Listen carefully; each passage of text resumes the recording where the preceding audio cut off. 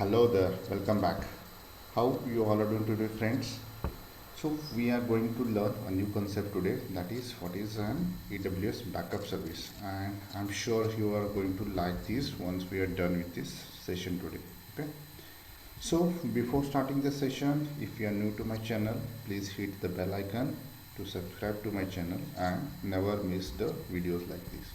Cool. Let's move ahead.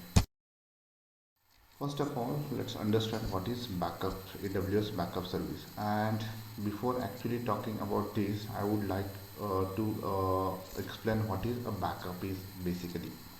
So backup is nothing but another copy. Okay, we will take the backup of say our EC2 instance or database so that in case of any failures or any other issues when we have corrupt EC2 instance or databases, we can restore it from the backup. So this is simply another copy which is called as a backup. And talking about AWS backup, so AWS backup is a fully managed service that makes it easy to centralize and automate data protection across AWS services in the cloud and on premises. So it means AWS, using AWS backup, it's not only just limited to the cloud, but we can also protect our resources which are there on the on premises. Okay, so that is the main feature of AWS backup. And using this free service, we can configure backup policies and monitor activities for AWS resources in one place. So we will get a centralized management tool with AWS backup, from where we can monitor all our AWS resources such as EC2 instance, databases, Redshift, cloud formation. There are lots of things that AWS backup support that we are going to discuss in the upcoming slides. So we will get all a centralized view using this AWS backup. So there are some policies, as it's mentioned here. Policies is nothing but a set of rules. For example, if we need to back up an EC2 instance, so we need to define a policy. So the policy, what it will include is when we need to back it up, how many times a day, and how long we need to retain the data. Say I want to back up my EC2 instance daily once, and if I need to retain for 31 days, so it should all will be defined under this backup policies.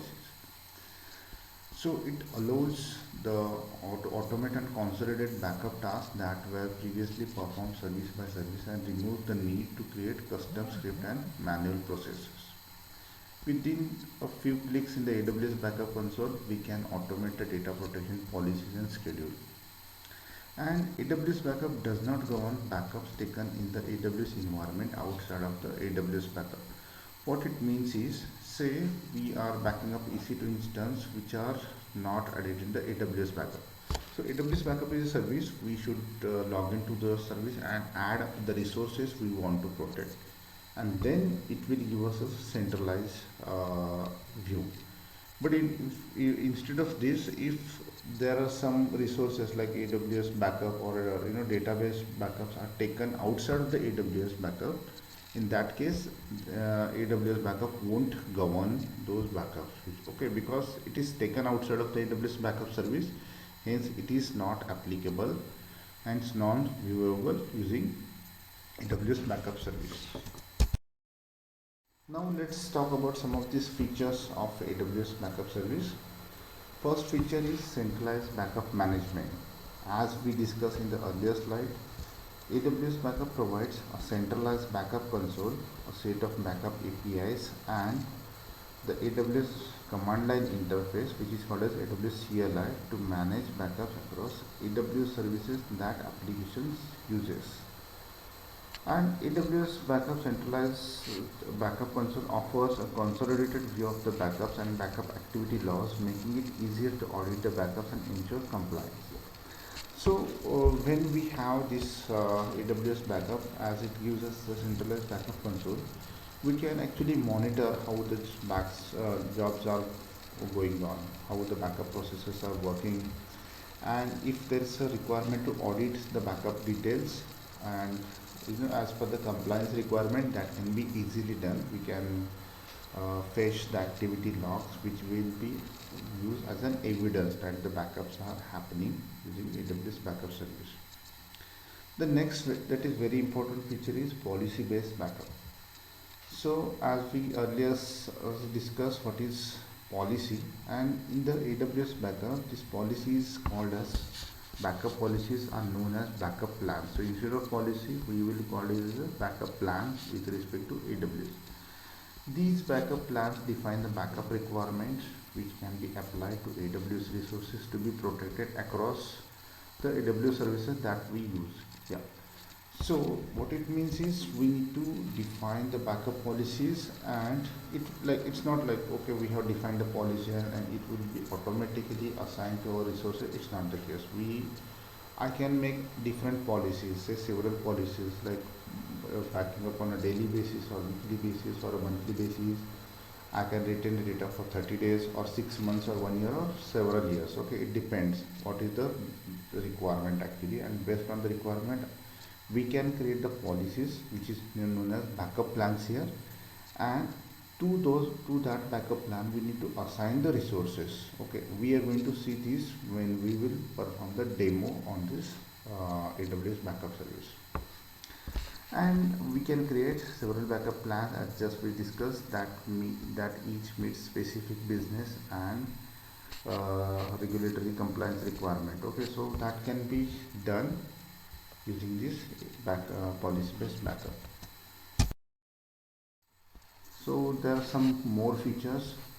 Tag based backup policies. We all know there are some tags, up to 50 tags we can assign to resources in the AWS. So tag is nothing but a key value pair. It can have name is equal to value of that. So name, if I can call as a key, there should be some value to the name. For example, I can call name equal to web server to my EC2 instance. Another tag I can use is a department. So department is the key and department equal to IT. So key and value of this department here is the IT. So using AWS backup features, so we can use this tag based backup policy. So what is the benefit using here is the AWS tags are the great way to organize and classify the AWS resources. I can have, say for example, I have all my EC2 instances which are under department equal to IT. So I can use the same, just this tag, the department equal to IT, instead of assigning individual resources, and that will take care. Okay, and this makes it's very easier to implement the backup strategy. Okay, so that is the tag based backup policy. That is a good feature actually. Then we have another good feature which is called as lifecycle management policies. So we can configure lifecycle policies that automatically transition backups from warm storage to cold storage according to the schedule that has been defined. This enables us to meet compliance requirement while minimizing backup storage cost by storing backups in the low cost cold storage tier.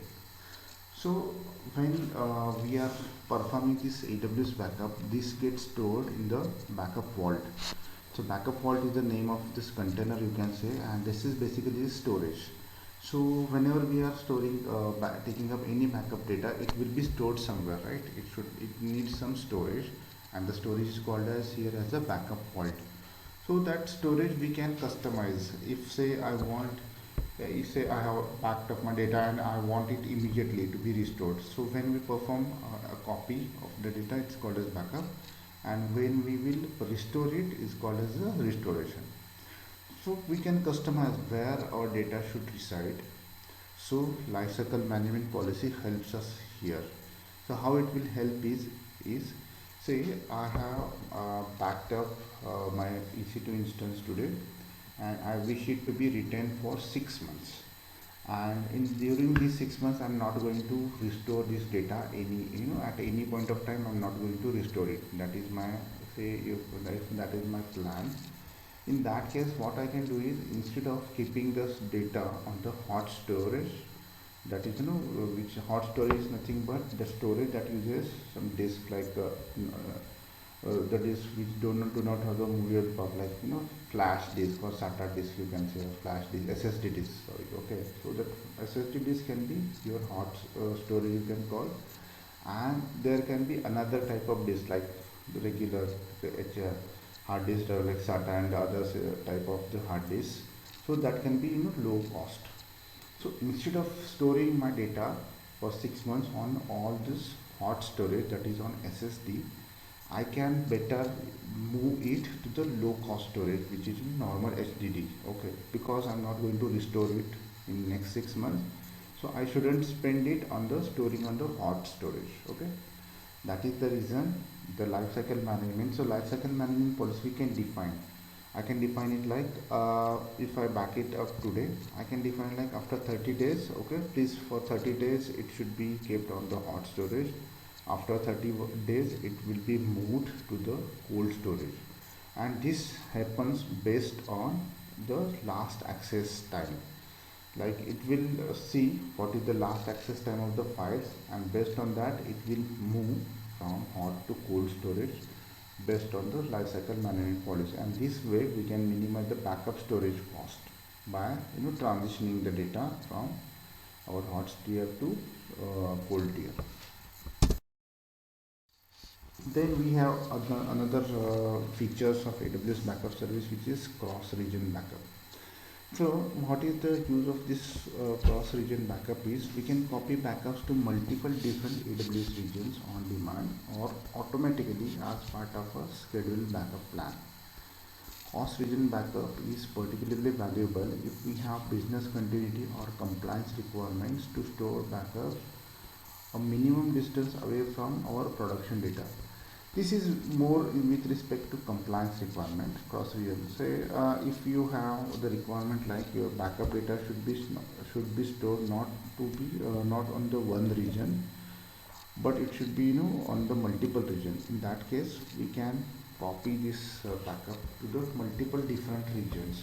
So regions, I would say it's like we have some regions like Northern Virginia. If say this is one region you can consider, then Asia Pacific region. Okay, so these are kind of regions. So if I want, if say my machine is on Asia Pacific, that is in the Mumbai region, if I'm going to back it up and I wish it should back up and store the data should be stored, that another copy should be stored in the Northern Virginia as well. In that case we can use this feature, and what would happen is when I back up my EC2 instance of the machine, and the data will be, one copy will be stored locally, that is in the Mumbai region, that is Asia Pacific, and another copy at the same time will be stored in the Northern Virginia. This is basically with respect to the compliance requirement or the business continuity, so that any region, for example Asia Pacific, goes down or gets failed or an entire region is not available, we have the data from Northern Virginia, that another region, and from there we can restore the data and the business will continue. That is basically the intent of using cross-region backup. Then let's move, and next feature is secure data in the backup vaults. As we have seen or discussed earlier, the backup vaults is the backup vault, it stores the data from this whatever we have backed up. So backup vault will have this data as stored inside it. So it offers encryption and resource-based access policy that let us define who has access to our backups. So it will be encrypted. So anyone, if say we can define it's designed in a such a way that it offers the encryption and resource-based access policy, so that we can define access policies for backup vault that define who has access to the backups within that vault and what action they can take. In an event, if say what will be the benefit of this is, if say someone who has got access to backup vault, and if he or that person wish to delete it, the data that we have backed up there, it won't be possible, because there is a access policy or resource-based access policy. We can define who can read this data, who can write the data, who can access data. Everything can be defined on this backup vault. On top of that, there is also encryption that is it's enabled on that, hence the data is under control, it's secured when we are storing data in the backup vaults. Moving ahead, another features of the AWS Backup Service is auditing and reporting with AWS Backup Audit Manager. So it normally happens in the IT, like there is an audit requirement, and what is the backed up data they may ask, okay, provide us the backup, the evidence that this machine or system or the particular resource was backed up 1 month back or 2 months back. Again, this is in alliance with the backup policies, and this for this basically this audit purpose, what we normally do is we just check the what is the status of the backup. We can provide the screenshots as a evidence. Okay, so here in the AWS Backup Service, we have AWS Backup Audit Manager. So Audit Manager, it provides built-in and customized control to align with the organization requirements, and hence it simplifies. So with AWS Backup, we no longer manually fetch the data, manually take the screenshots and other things, but AWS Audit Manager helps us here, and we can fetch all those reports whatever we need with respect to the audit requirement. The next feature is incremental backup. So most of solutions in the market, like backup solutions in the market, how they perform it, the first backup will be full backup, and the next backup will be incremental, or which are it will back up only delta changes. So say for example, today if I back up as a full backup, say my file is 1 GB, and considering there is no encryption and no compression, if we take it aside for some time now, so if I back up 1 GB today, and if I perform a full backup on a daily basis, say for example the file name is abc.txt, it's of 1 GB, and after backing up today, so if tomorrow or after backing up, if some changes are performed, like some modifications are performed in the file, so it will be just delta changes, right? But if instead of that, if I perform only again the full backup, it will be again 1 GB or more than that tomorrow, and the day after tomorrow, if that is happening on a daily basis. So what will be the better way is performing the incremental backup, so that on the day 1 it will back up 1 GB. On the day 2, say I am modified and there are few QBs they are modified, so delta changes, only delta changes will be recorded. Okay, and where this will be helpful is it is to minimize our storage cost. If I back up 1 GB and it backs up for say 30 days, it will be 30 GB. Okay, with the full backup. However, what will be incremental backup, it will be very less, like first full and rest of incremental. So in that case, it will be very lesser as compared to the daily full backups, and this will save us our storage cost. That is the benefit of this incremental backup. And AWS Backup Service is exactly perform the same. The first copy will be a full backup of your data, and the next will be all this successful incremental. It will be those will just capture the changes because AWS resources are backed up. Okay. So only data changes will be backed up after that. However, these incremental backups can be taken to, it supports to all resources. We are going to see which are the resources that supports AWS backup.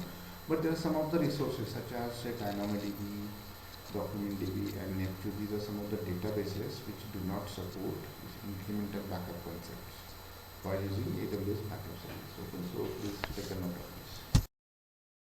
So talking about this resources and the applications, the third-party applications which supports AWS backup. So basically this means here like we can perform the backup, AWS backup on all each of these resources which are mentioned here. So which of those resources are? The resources are the AWS Elastic Compute Core, that is EC2 instance, okay, that it supports AWS Backup Service. Then another service is Windows Shadow Copy Service, that is called as VSS. So basically VSS service, it helps in order to perform the backup or application consists of backup rather. Say for example, if we are backing up an EC2 instance, and so some of the other processes have opened some of the files, some of the files are in use. So what VSS does is it will try to give us all those changes which are happening to this file, and the kind of snapshot we can take with respect to VSS backup. So what is it just quiz the IOs what is happening to the files at that point of time, and it will give us the best possible data or backup data of that file. So that is the benefit of the VSS. And basically VSS is supported on Windows, but nowadays on some of the Linux machines also VSS service is supported. So the applications which uses VSS supported which uses VSS are Microsoft SQL Server, Exchange Server, etc. So those are supported by AWS Backup Service. Then we have Amazon S3, and then Elastic Block Store, DynamoDB, RDS, that is the database, then Aurora, Amazon Elastic File Service System, EFS, FSX for Lustre, FSX for Windows File Server, FSX for NetApp ONTAP, FSX for OpenCL, ZFS, AWS Storage Gateway. In this AWS Gateway, we just it's just supported on the Volume Gateway. There's other gateways as well. Then Amazon Document DB, Neptune, Redshift, TimeStream, VMware Cloud on AWS, VMware Cloud on AWS Outpost, and finally AWS Cloud Formation.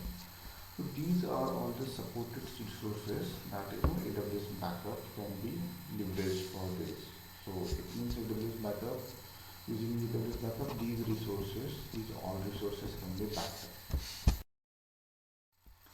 So friends, let's talk about the exam tips. Actually, this is just theoretical lecture. In the demo lecture, we will continue on the what is exactly AWS Backup Service and how you can backup and restore, perform the restore and other things. So let's talk about the exam tips. Basically, we are saying AWS Backup is a fully managed service.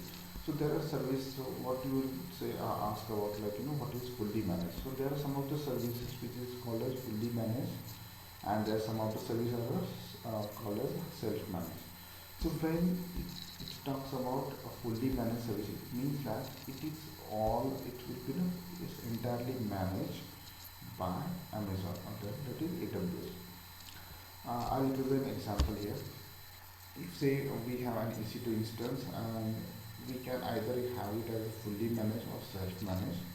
When it is fully managed, so for example for the activities like patching and everything, so it will be headache of AWS. Okay, so we should not bother about patching this machine and other things. But when we talk about self-managed, it means we should manage it.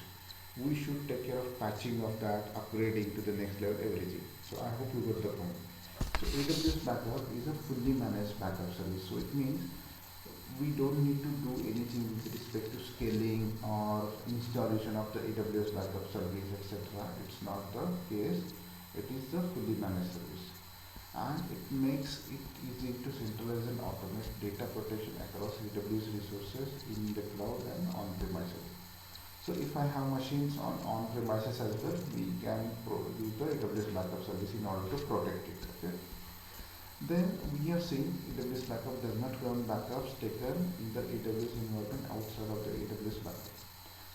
So if we are not using AWS Backup Service and performing some other type of backups or local backups from the particular machine, it is not responsible. It is not run in the AWS Backup Service. Okay.